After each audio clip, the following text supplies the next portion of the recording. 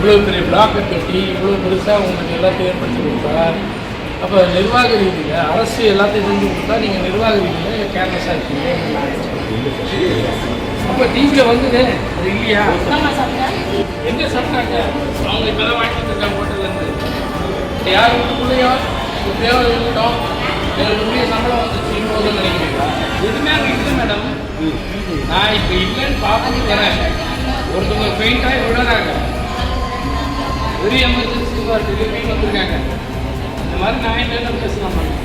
மருத்துவமனைக்குள்ள பரபரப்போட படைகளோட போன எம்எல்ஏ, பதபதச்சு போன மருத்துவமனை அதிகாரிகள். யார் வீட்டுக்குள்ளேயோ எப்படியோ இருக்கட்டும், எங்களுக்குரிய சம்பளம் வந்துச்சு இன்னொரு நினைக்கிறீங்களா?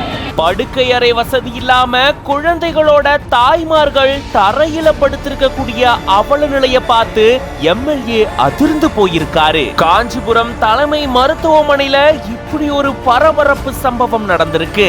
என்ன நடந்தது விரிவா இந்த வீடியோல பார்க்கலாம்.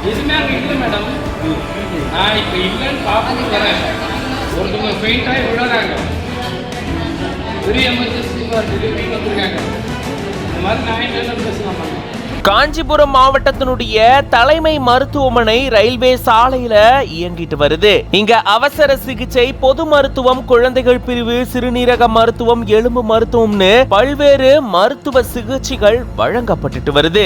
700க்கும் மேற்பட்ட படுக்கை வசதிகளோட இந்த மருத்துவமனை செயல்பட்டு வருது. இங்க நாள்தோறும் ஆயிரக்கணக்கான நோயாளிகள் வந்து சிகிச்சை எடுத்துட்டு போறாங்க. இந்த நிலையில இங்க மகப்பேறு மருத்துவமனையும் செயல்பட்டு வருது. 5 மாடிகள் கொண்ட இந்த கட்டிடத்துல தான் மகப்பேறு மருத்துவம் வழங்கப்பட்டு வருது. இந்த நிலையில தான் இந்த மகப்பேறு மருத்துவமனையில குழந்தைகளை பெற்றெடுக்கக்கூடிய தாய்மார்களும் குழந்தைகளும் தரையில படுத்துட்டு இருக்கிறதா தகவல் கிடைச்சிருந்திருக்கு. அந்த தகவலின் பேர்ல காஞ்சிபுரம் சட்டமன்ற தொகுதி எம்எல்ஏ சிவி எழிலரசன் அவர்கள் அரசு மருத்துவமனைக்குள்ள திடீர்னு அதிரடி சோதனையில ஈடுபட்டு இருந்திருக்காரு. யாரும் எதிர்பார்க்காத நேரத்துல எம்எல்ஏ மருத்துவமனைக்கு வந்ததை பார்த்து அதிகாரிகள் அதிர்ந்து போயிருந்திருக்காங்க.